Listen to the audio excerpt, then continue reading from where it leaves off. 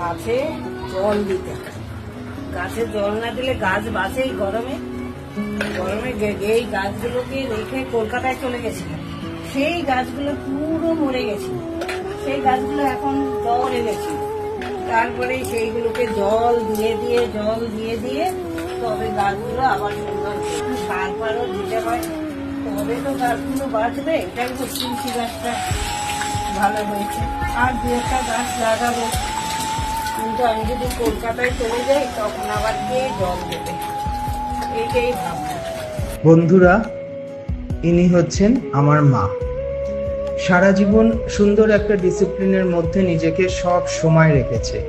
ওনার প্রতিটা কাজের মধ্যে একটা নিখুঁত পরিপাটি, ভীষণই প্রকৃতিপ্রেমী।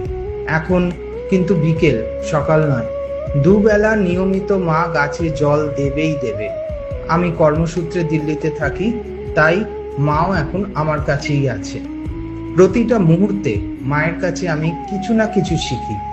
নানান কাজের ব্যস্ততায় আমার গাছের প্রতি যত্নটা সত্যি খুবই কম নেওয়া হয়, নিতে পারি না বললেই চলে। তাই এখনো দেখুন মা গাছে জল দিতে দিতে আমাকে বলেই চলেছে কিছু না কিছু।